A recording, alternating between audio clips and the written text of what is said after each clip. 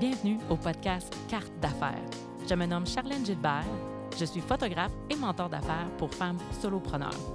Avec ce podcast, je désire mettre en lumière le parcours d'affaires inspirant de mes invités et offrir de précieux conseils avec mes épisodes solo. Merci, bonne écoute! Cet épisode est commandité par Carole Laurando, accompagnatrice holistique. Si vous vivez des problèmes persistants, de la confusion vis-à-vis d'une situation, un manque de confiance en vous ou tout autre état qui fait blocage à votre épanouissement, celle-ci peut vous aider. À l'aide de plusieurs outils dont la visualisation, l'hypnose et la PNL, programmation neuro-linguistique, elle vous guide à travers le conscient et l'inconscient à trouver vos propres solutions et ce, dans l'être unique, complexe et entier que vous êtes. Pour en savoir plus sur Carole, visitez sa page Facebook, Carole Laurando, accompagnatrice holistique, ou visitez son site web, le www.carolelaurando.com. Bon podcast! Salut tout le monde, bienvenue au podcast Carte d'affaires. Cette semaine, épisode spécial, Dave en solo, en remplacement de Charlène. Ne vous en faites pas, Charlène va bien. Elle va seulement être de retour la semaine prochaine. Donc, petit changement aussi pour faire un peu différent, je pense. Ça peut être intéressant. Alors, je vous présente aujourd'hui 10 trucs pour maximiser le business mindset. Alors, 10 trucs pour essayer d'être toujours efficace. Puis, c'est des trucs que je trouve qui sont difficiles à garder dans le temps, de réussir à les faire perdurer dans notre business, puis qui sont excessivement importants. Alors, c'est probablement des choses que vous avez déjà pensées, mais dites-vous que si ces 10 trucs-là restent toujours en fonction dans votre entreprise, il y a des très bonnes chances que ça aille bien. Alors, on passe tout de suite. Truc numéro 1. Si tu connais personnellement 10 personnes ou plus qui pourraient faire ta job, trouve comment tu peux te rendre davantage unique. Pense international pour t'aider. Ce que je veux dire par là, c'est qu'il faut se rappeler qu'être en affaires, là, c'est une chance qu'on a. Hein? Il faut se rappeler que il faut qu'on ait une raison d'être en affaires. On est supposé se lancer en affaires pour offrir quelque chose qui n'existe pas. Sinon, pourquoi on se lance en affaires? Sinon, que pour peut-être notre bienfait personnel. Rendu là, ce n'est pas vraiment pour les bonnes raisons. Alors, rappelez-vous que c'est assez important d'offrir quelque chose de différent. Puis, tu sais, des fois, on s'assoit un peu sur nos lauriers parce que le business va bien, puis que on se dit, bon, ben, tu sais, j'ai mes clients, j'ai ma clientèle, j'ai mon chiffre d'affaires sécuritaire, tu sais, que j'aime, mais ça peut rapidement, tout ça peut rapidement s'effondrer. On le sait, là, vous le savez, c'est très fragile d'être en affaires. Alors, rappelez-vous qu'il y a toujours quelqu'un qui peut faire probablement mieux que vous rapidement. Tu sais, vous pouvez rapidement vous ramasser avec un compétiteur qui va faire la même chose que vous pour 10 piastres de moins parce qu'il est plus jeune ou n'importe quoi.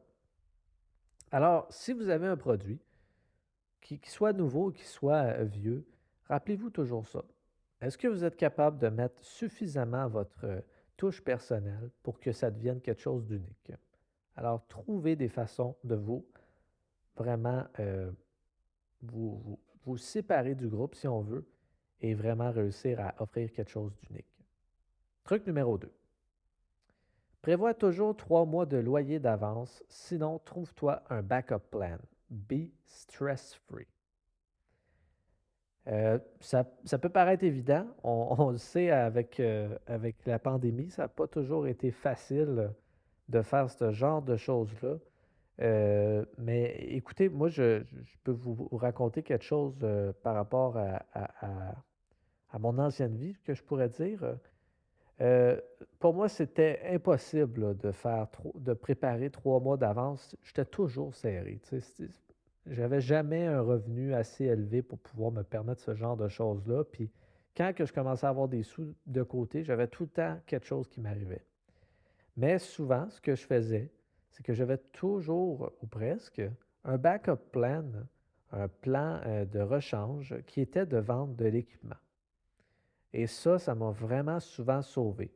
Puis tu sais, c'est juste de penser à ça un peu des fois. Puis si votre business est en super santé, que vous faites des gros salaires et tout, ben écoutez, vous pouvez quand même pousser la note parce que vous pourriez même aller jusqu'à vous dire, OK, ben moi j'aimerais ça avoir 1 an d'avance de salaire. Puis ça, ce que ça fait, c'est que ça va vous permettre aussi des fois de développer des nouveaux projets. Ça va vous permettre des fois de peut-être dire à un moment donné, si vous avez une fatigue extrême, de prendre une demi-sabbatique ou d'engager quelqu'un.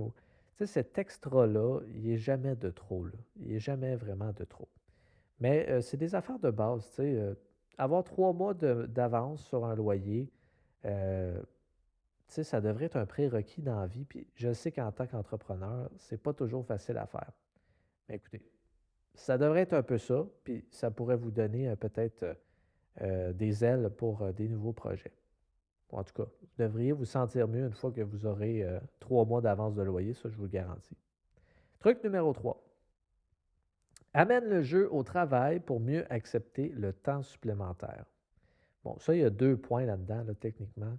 Première chose qu'il faut savoir, c'est que quand vous êtes en affaires, là, si vous pensez travailler 20 heures semaine, là, vous vous mettez le doigt dans l'œil. Puis s'il y a quelqu'un qui vous dit qu'il travaille 20 heures semaine, soit que c'est un menteur, ou deux, que c'est un génie, là. C'est un génie sur 2 pattes, là, puis il a vraiment trouvé quelque chose. Ou bien, sinon, encore une fois, c'est quelqu'un qui est assis sur ses lauriers, puis que c'est une question de temps avant que ça bêche. Je vous le dis, là, moi, j'ai travaillé avec des gens qui faisaient du 9 chiffres, du 6 chiffres. J'ai vu du monde avec beaucoup, beaucoup d'argent, puis il n'y en a pas un là-dedans qui travaillait moins que 50, 60 heures par semaine. Je vous le dis, là, ça n'existe pas. Puis les gens qui font de l'argent qui ne sont pas travailleurs autonomes, là, il n'y en a pas beaucoup non plus qui travaillent 40 heures semaine. Les CEO des entreprises, là, les PDG, là, super haut placés, là, ils travaillent fort. Fait que, tu sais, il faut trouver une manière de travailler beaucoup, mais pour ça, c'est simple, il suffit juste de travailler dans un environnement qui est le fun pour vous. Amenez-vous du jeu au travail. Je sais que ça peut sembler bizarre, OK? Je vais vous donner un exemple.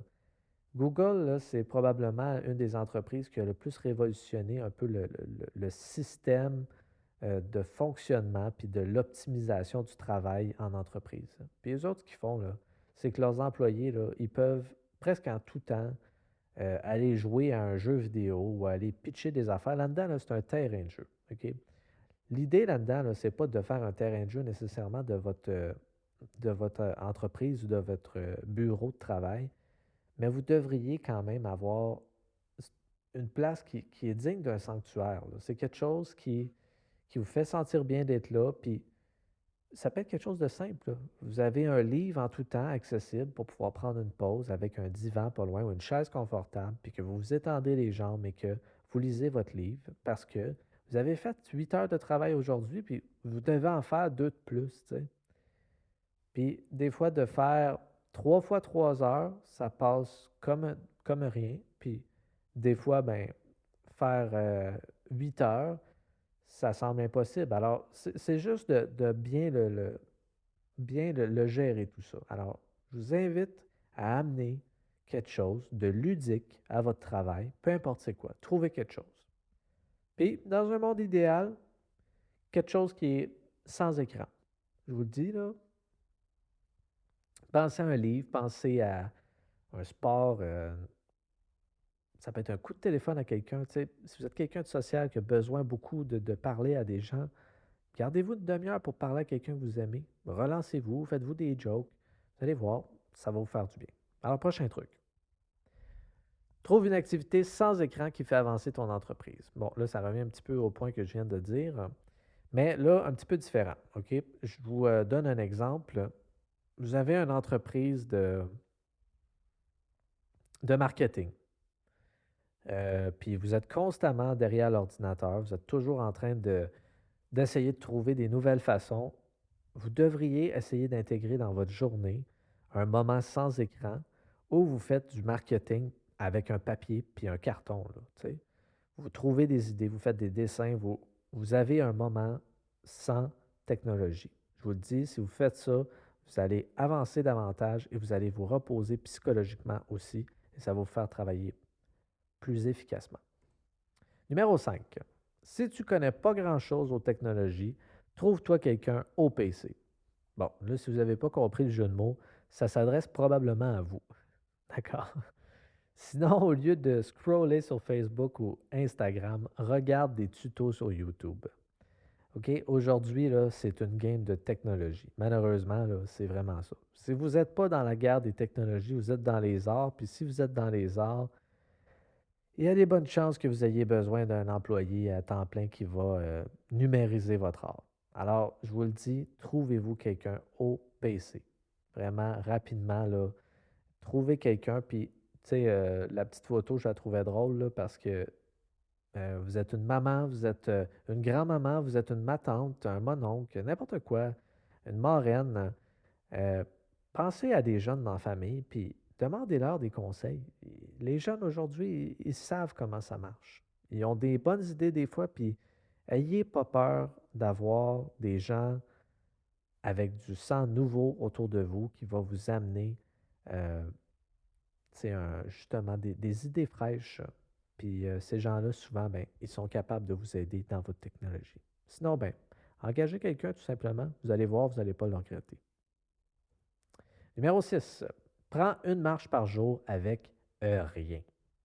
Ce que je veux dire par là, c'est pas de podcast, pas d'écouteurs, de musique, là, pas de sel, puis même des fois, on peut laisser le chien à la maison, là, tu sais. Fait que prendre une marche par jour, là, ça fait vraiment du bien au cerveau d'entrepreneur. Je vous le dis, là, tous les entrepreneurs font un genre de mini-sport qui font le vide. Puis la marche, ben, c'est la marche d'à peu près tous les gens créatifs qui leur permet de trouver des nouvelles idées ou simplement de remettre les choses un peu dans les bons tiroirs dans notre tête pour que le lendemain, on soit capable de réaffronter le tout avec une belle fraîcheur.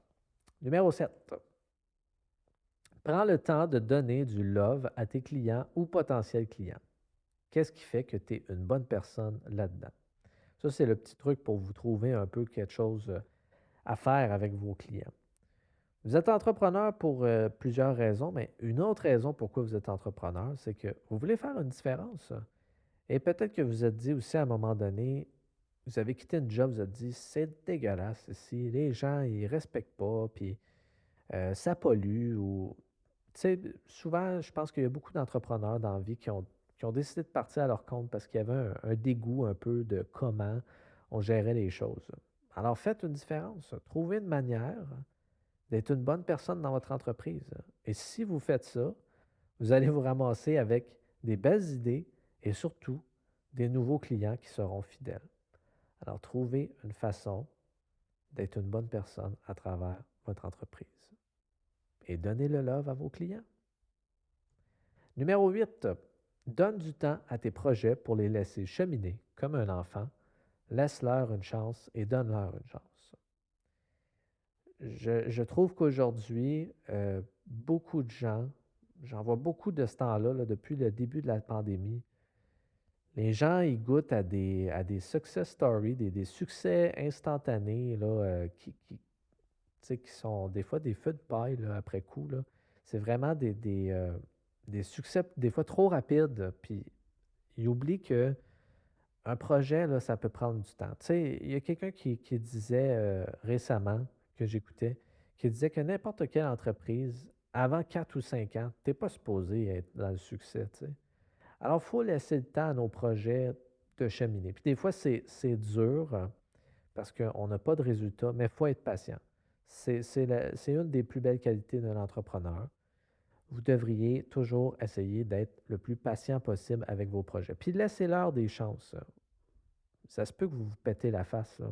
Ça se peut que vous vous pétiez la marboulette, que vous tombiez en bas des marches, puis que ce soit une catastrophe, votre projet. Mais si vous y croyez, puis que c'est votre première tentative, vous devez remonter les marches et réessayer. OK? Vous n'avez pas le choix. Il faut le faire au moins quelques fois. Il faut savoir parfois laisser tomber les choses. Encore une fois, il faut respecter tous les points précédents. Là. Si vous faites, tu sais, je reviens au point 1, si vous faites quelque chose que tout le monde autour de vous est capable de faire, puis que vous vous obstinez là-dessus, bien, posez-vous la question. Tu sais, j'ai plein d'exemples dans ma tête là, de gens qui font des projets ou qui se lancent dans des services que tu te dis, mais voyons, il y a 32 personnes qui font ça, puis c'est gratuit partout sur Internet. Puis là, ces gens-là, ils répètent, puis ils répètent, puis ils répètent. C'est pas de ça que je parle. Là, je parle de, vous avez trouvé quelque chose qui était de niche, vous avez trouvé quelque chose que vous laissiez votre empreinte, qui était bon pour le monde, et qui vous faisait vibrer, vous, là. Et là, vous faites ce projet-là, puis ça ne marche pas la première fois. Relevez-vous et recommencez. Soyez patient et laissez-y le temps. Et surtout, prenez le temps de bien le préparer. Faites pas un lancement pour faire de l'argent rapidement. Moi, je vous le dis, je l'ai fait souvent ça, puis je me suis pété à marboulette, souvent à cause de ça. Prenez le temps de développer vos choses comme il faut. Numéro 9, on achève. Donne-toi des défis mensuels et quotidiens de production. Encore une fois, quelque chose de simple, mais à la fois très compliqué. Prenez des choses faciles, prenez des choses qui vous rendent heureux et que vous aimez, OK? Et donnez-vous des petits défis. C'est essentiel. Wayne Gretzky, là, qui est le plus grand joueur de hockey de tous les temps, il dit qu'il ne voyait pas nécessairement le rêve de jouer dans la Ligue nationale. Là. Je m'excuse, c'est vraiment pas un parallèle le fun pour tout le monde. Là. Mais le hockey, en tout cas, c'est généralement connu au Québec. Là, je m'excuse. Donc, pensez à Wayne Gretzky qui vous dit, moi, je visais pas la Ligue nationale. Je visais en premier, OK, je vais faire telle équipe. Puis après ça, je vais faire telle affaire. Il visait une marche à la fois. Alors, faites-vous des défis, mais faites-vous des défis faciles aussi. Là. Fixez-vous des défis qui sont presque trop faciles. Tu sais, si, mettons, vous voulez écrire un livre, commencez par 50 mots par jour. Là. Demandez-vous pas d'en commencer par 2000 par jour. Vous ne serez pas capable. Vous allez vous planter. Vous n'êtes pas habitué de faire ça. Vous n'êtes pas Stephen King. Là. Vous n'êtes pas des acteurs, des auteurs, pardon, lapsus, hein, qui vont faire ça comme si ça faisait 25 ans qu'ils le faisaient. Alors, petit défi, facile, avec amour, et on augmente tranquillement pas vite les défis, de jour en jour, à chaque succès. Et ça, là, c'est du gaz. C'est vraiment du bon gaz et ça nous fait avancer. Dernier truc, on prend de l'avance. 2 à 6 semaines d'avance en planification dans un monde idéal. Je vous donne un exemple. Vous écoutez un podcast en ce moment. Dans un monde idéal, nous autres, on voulait avoir 6 épisodes de près avant que le premier épisode soit lancé. Alors, quand on a fait le podcast, Charlène et moi, on a décidé de partir le projet. On s'est dit, OK, on va avoir des semaines d'avance. Là, voyez-vous, cette semaine, on a un problème. On n'avait plus de podcast d'avance. On en avait avant. On a eu des changements, il y a eu des affaires. Là, cette semaine, il arrive quelque chose. Bon, ben là, on a un petit rush. C'est plate, ça nous fait ralentir dans nos autres affaires.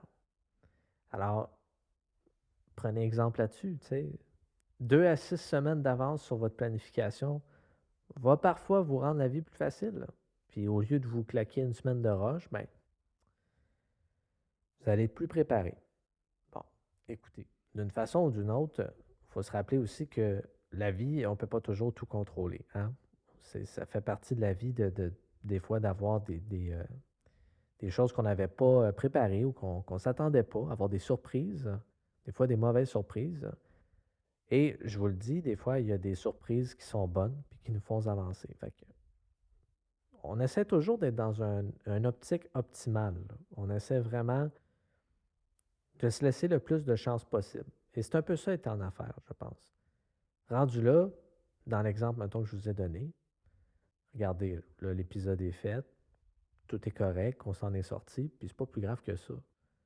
Mais si on l'avait fait d'avance, est-ce qu'on aurait eu un stress de moins? Peut-être. Peut-être que là, on a eu un peu de créativité de plus à donner, puis ça va peut-être amener autre chose. Ça fait partie de la vie. Mais donnez-vous des chances, tu sais.